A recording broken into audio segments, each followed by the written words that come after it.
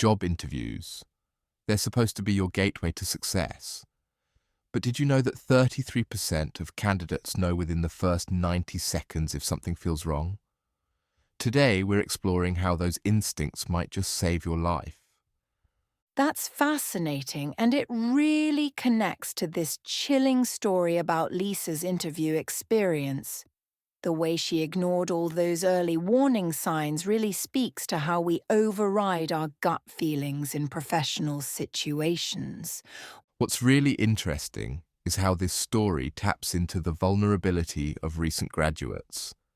Studies show that nearly 40% of new job seekers are willing to take positions outside their comfort zone, especially in this competitive market. Well, that certainly explains why Lisa pushed through all those red flags.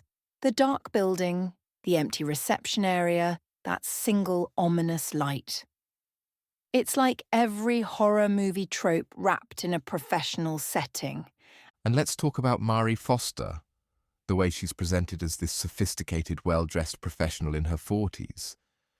It's actually a common predatory tactic, you know. Studies show that people are more likely to trust authority figures who match their expectations of success. Hmm. That's particularly sinister when you consider how she uses professional courtesy against Lisa. The way she interrupts with Lisa's full name, showing she's done her homework. Exactly. And what's really fascinating is how the story uses environmental psychology. The buzzing lights, the cold temperature, these are actually known techniques for destabilizing someone's mental state. In fact, studies show that cognitive performance drops by 15% in uncomfortably cold environments. Oh, wow. I hadn't considered that angle. So when Lisa mentions her blazer isn't enough to keep her warm, it's actually affecting her decision-making abilities?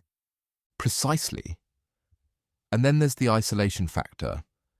You know, according to recent studies, nearly 58% of young professionals report feeling socially isolated in new cities. Mari expertly exploits this with that emergency contact question. The way she handles that moment is so calculated, waiting for Lisa to admit she has no local connections. It's like she's checking off boxes on a predator's checklist. Well, speaking of checklists, security experts actually warn about several red flags that appear in this story. Late evening interviews, empty buildings, restricted exit access. These are all classic signs of a potentially dangerous situation. That electronic door lock detail really got to me. It's like technology, which is supposed to protect us, becomes part of the trap. You know what's really telling? Research shows that about 75% of people will continue with an uncomfortable situation if it's framed as a professional obligation. It's this weird intersection of social conditioning and career desperation. That's exactly why this story is so effective. It plays on real fears while staying within the bounds of possibility. And let's talk about how Mari uses professional power dynamics. The way she shifts from welcoming to threatening mirrors actual patterns of workplace abuse, where authority figures gradually reveal their true nature once they've established control. The psychological manipulation is so subtle at first, like that comment about running out of water. It seems like such a small thing, but it's actually testing Lisa's boundaries.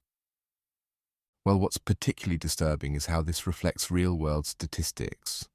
According to recent FBI data, a significant number of missing persons cases involve job-related meetings or interviews as the last known location. That's absolutely chilling. And it makes you wonder about all those LinkedIn connections and job board responses we take for granted. The story really serves as a wake-up call about professional vulnerability. Security experts recommend always sharing interview details with someone, verifying company legitimacy, and trusting your instincts, something Lisa unfortunately couldn't do. So, what you're saying is that being too eager to please in professional situations might actually put us at risk. Exactly. And here's the thing. Career counselors now actively advise against taking interviews in unusual circumstances or locations. They suggest meeting first in public spaces or doing initial interviews virtually. It's about balancing opportunity with personal safety. Well, this certainly puts a new spin on dress for success. Maybe we should be focusing more on prepare for safety instead. And that might be the most important takeaway from this story. In our rush to climb the career ladder, we sometimes forget that our most valuable asset isn't our resume. It's our ability to recognize and respond to danger, even when it comes dressed in a pinstriped suit.